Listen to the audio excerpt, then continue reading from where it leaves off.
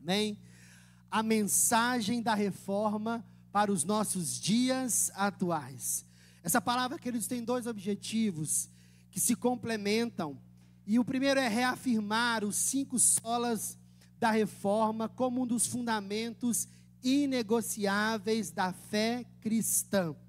Nos levando então e convidando a cada cristão a viver uma reforma pessoal, contínua, se posicionando pela verdade das Escrituras e pela centralidade de Cristo.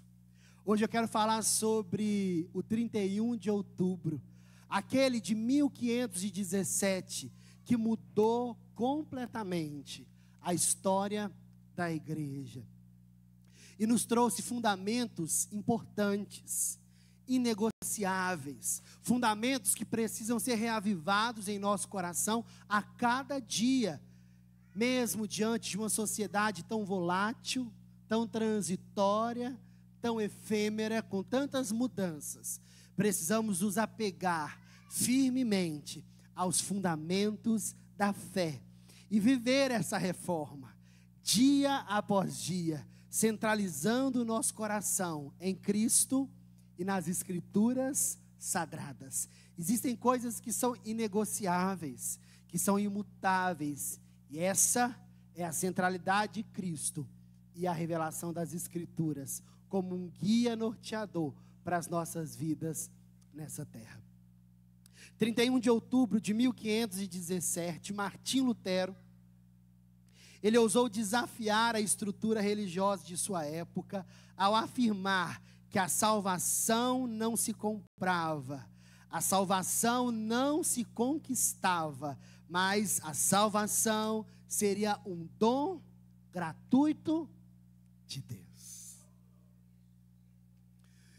E como alguém desejoso de trazer a revelação da palavra, ele organiza 95 teses, apresenta ao povo coisas que precisam ser mudadas, repensadas, uma reforma que se fazia necessária naquele tempo, para que as pessoas pudessem se alinhar verdadeiramente aos princípios sagrados de Deus, aos princípios que norteiam a nossa fé.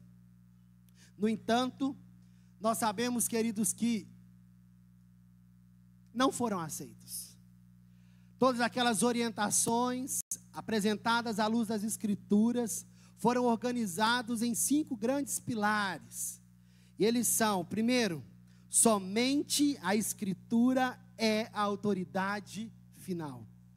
Somente a fé justifica o homem diante de Deus.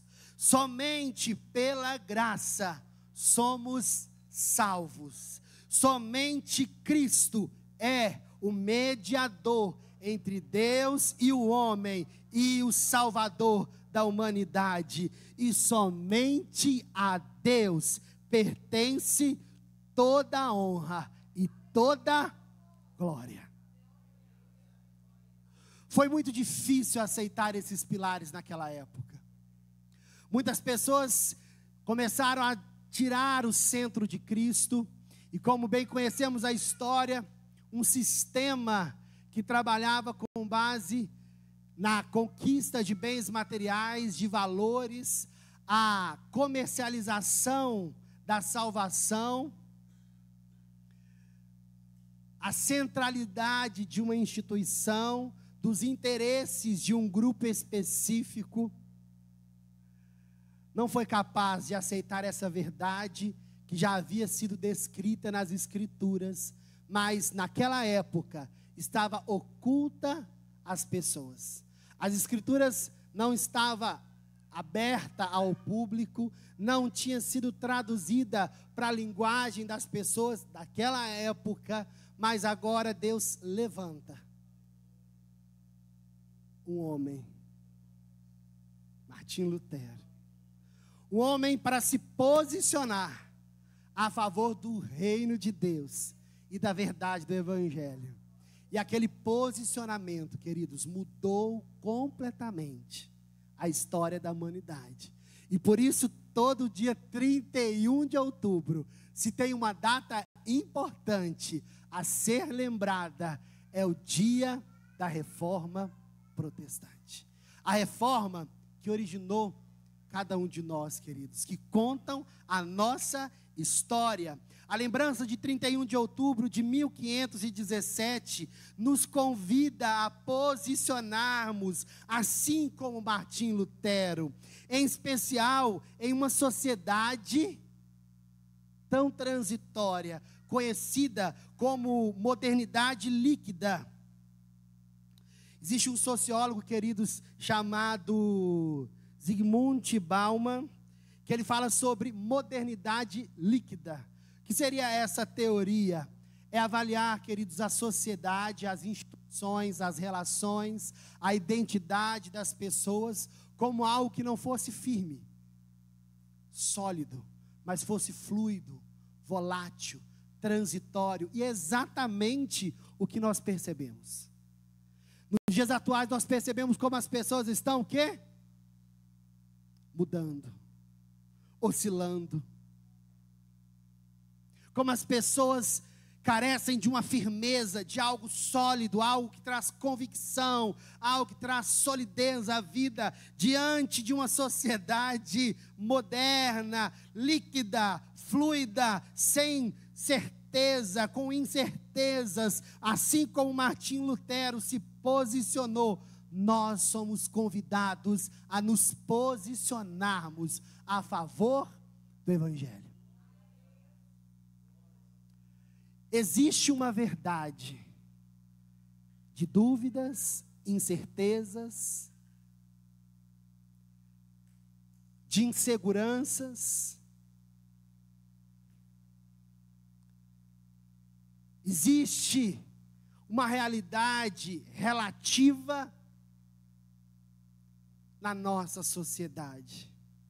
Mas não podemos nos esquecer que existe uma verdade que fundamenta a nossa fé e precisa ser, queridos, preservada e precisa ser incutida em nossos corações, no coração dos nossos filhos, e nos leva a ensinar as pessoas as quais o Senhor coloca no nosso caminho. Há um convite para a gente, ao lembrar o 31 de outubro de 1517, a nos posicionarmos como pessoas que vão defender a causa do Evangelho, independente do que aconteça. E eu quero trazer então 3 posicionamentos que Lutero teve e que nos convida nesse tempo a nos posicionarmos. Primeiro deles, queridos, eu quero dizer, precisamos nos posicionar pela verdade da palavra de Deus. Nos posicionamos por muitas coisas. Vamos às vezes nas redes sociais para falar de muitas coisas, mas precisamos entender que não há nada mais importante que nós venhamos nos posicionarmos a favor da verdade do Evangelho do Senhor Jesus Cristo. Vamos abrir nossas Bíblias em 2 Timóteo, capítulo 3, versículo 16. As Escrituras dizem: toda a Escritura é inspirada por Deus e útil para nos ensinar o que é verdadeiro e para nos fazer perceber o que não está em ordem em nossa vida. Ela nos corrige quando erramos e nos ensina a fazer o que é certo. 17. Deus a usa para preparar e capacitar o seu povo para toda boa obra. É assim, queridos. Precisamos nos posicionar na palavra. Volta no versículo anterior, por favor. Veja bem, queridos, toda a Escritura é inspirada, útil para nos ensinar o que é verdadeiro e para nos fazer perceber o que não está em ordem em nossa vida. Muitas vezes queremos relativizar a palavra, muitas vezes, queridos, não nos posicionamos pela palavra. E o que tem acontecido? Muitas pessoas estão recortando a Bíblia e pegando partes importantes que gostam e deixando outras partes de lado, e nós precisamos entender que a palavra em si, ela é útil para nos orientar, para nos ensinar e para nos fazer perceber o que precisamos colocar em ordem na nossa vida. Deus não exige perfeição. Deus não quer que as coisas aconteçam assim, ó, de repente. Mas Deus quer que a gente comece. Colocar a casa em ordem tem que começar. Colocar a vida em ordem tem que começar. É um posicionamento. Lutero afirmou naquela época: a menos que eu seja convencido pelas Escrituras, a minha consciência está cativa à palavra de Deus. Assim como Lutero, precisamos nos posicionar. A minha vida, a minha família, os meus princípios, os meus valores, a minha conduta, a minha atitude vai ser baseada na palavra de Deus. É, queridos, uma questão de posicionamento.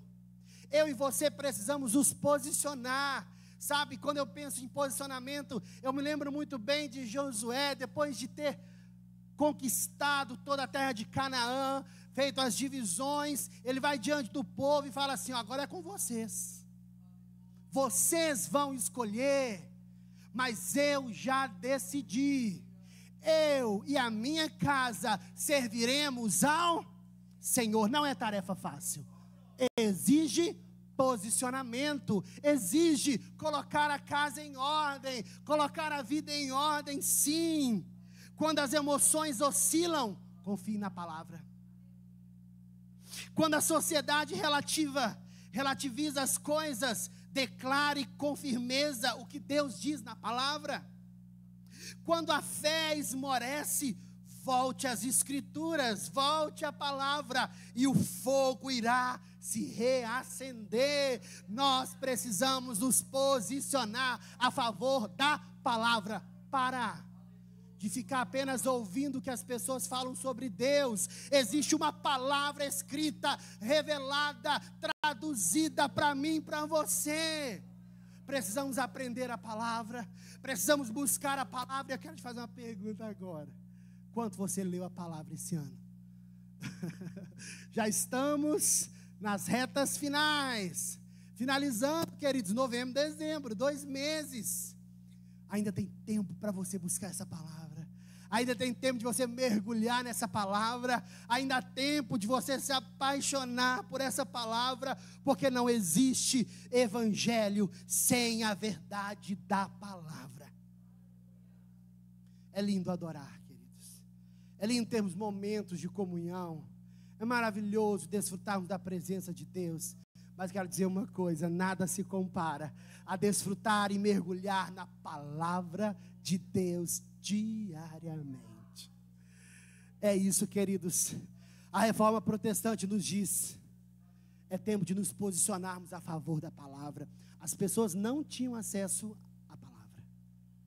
Naquela época, a língua que o povo vivenciava não estava disponível às Escrituras.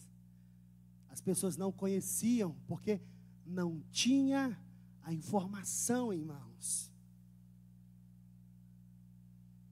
Hoje nós temos, e até demais, com todas as possíveis traduções, notas de rodapé, estudos, devocionais e tantas coisas explicadas. Por que recorremos às vezes tão pouco à palavra?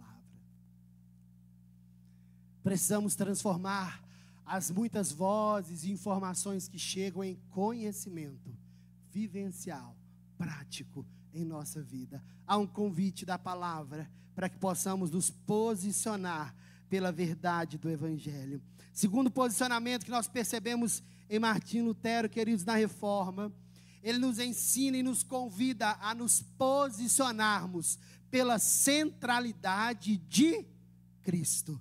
1 Timóteo capítulo 2, versículo 5, vejamos isso.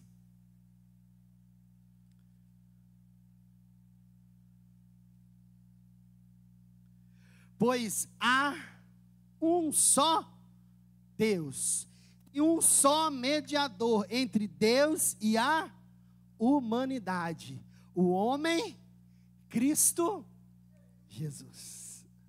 O centro do evangelho, queridos, não é uma instituição, não é um líder, não é uma tradição. O centro do evangelho é a pessoa bendita de Jesus Cristo, e isso é suficiente. Quero repetir, queridos. Jesus Cristo é suficiente.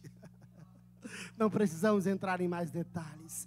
Jesus Cristo é suficiente. João 14:6, disse Jesus: eu sou o caminho, a verdade e a vida. Ninguém virá ao Pai senão por mim. Disse Jesus Cristo é suficiente. Glória a Deus. Pregamos, cantamos, vivemos para exaltar o nome que está acima de todo nome. Jesus Cristo é suficiente. As Escrituras nos falam em Filipenses capítulo 2, versículo 9. Filipenses 2:9, veja bem. Por isso Deus o elevou ao lugar de mais alta honra e lhe deu um nome que está acima de todos os nomes, para que ao nome de Jesus todo joelho se dobre no céu, na terra, debaixo da terra, e toda língua declare que Jesus Cristo é Senhor, para a glória de Deus o Pai. Precisamos nos posicionarmos para a centralidade de Cristo. Cristo é suficiente. Precisamos aprender a declarar: Cristo é suficiente. Precisamos trazer de volta a essência de que, se eu tenho Cristo, eu tenho o necessário para seguir em frente, porque Cristo é suficiente. Eu quero finalizar dizendo que a terceira e último posicionamento que eu quero trazer, que Lutero fez e nos convida, ele nos convida a nos posicionarmos para glorificar a Deus, e apenas a Deus, em tudo o que fizermos. Glória apenas a Deus. Romanos 11:36. Vejamos a Escritura. Pois todas as coisas vêm dele, existem por meio dele e são para ele. A ele seja toda a glória para sempre. Amém. A quem, queridos? A Jesus Cristo. Vivemos tempos em que a fé pode facilmente se misturar a uma autopromoção. Quero repetir. Vivemos tempos em que a fé pode facilmente se misturar à autopromoção. Plataformas digitais, performances, números, curtidas, muitas vezes estão substituindo a devoção pura e sincera a Jesus Cristo. Que nós possamos nos posicionar como nos ensina o apóstolo Paulo em 1 Coríntios capítulo 10, versículo 31. Quer comamos, quer bebamos, ou venhamos fazer qualquer outra coisa, que possamos fazer para a glória de Deus, apenas para a glória de Deus. É o mesmo que nos inspira lá no sermão de Atenas, em Atos 17:28. Veja essa escritura, queridos.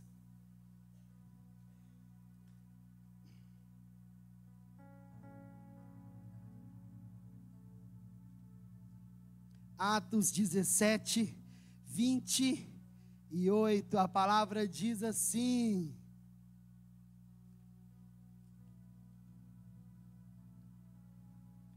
pois nele vivemos, nos movemos e existimos, Como disseram alguns de seus próprios poetas, somos descendência dele. Olha que lindo, queridos. Nele vivemos, nele nos movemos e nele existimos. Somos a descendência dele. A nossa vida, queridos, ela tem um motivo. Em um tempo em que parece que as coisas oscilam demais, sabe? Em um tempo em que as pessoas se perguntam: para que eu existo? Qual o meu propósito nessa terra? Tempo de tantas buscas.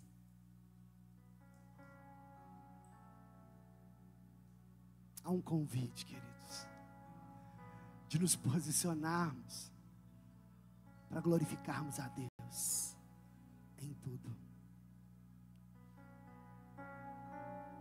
Qual que é o seu propósito nessa terra? Glorificar a Deus através da sua vida. Qual que é a nossa alegria, queridos? Ser motivo de alegria ao Senhor, através do nosso testemunho, através da nossa vida. Às vezes nós pensamos que Deus espera coisas grandiosas demais. Não, coisas grandiosas Ele permite que aconteça. O que Ele espera de mim, de você, sabe o que é? Posicionamento, para viver para a glória dEle, apaixonado por Ele, desejando cada vez mais a presença do Espírito Santo de Deus na vida, orientando as rotas, conduzindo-nos a cada dia estar mais próximos dEle. Eu quero concluir dizendo, queridos, que a reforma, ela não terminou em 1517, ali ela só começou. Ela continua, e ela continua todas as vezes que um cristão decide viver para a glória de Deus.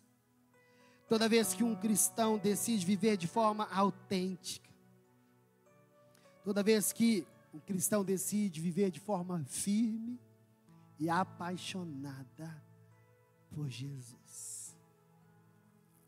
Que Deus te abençoe nessa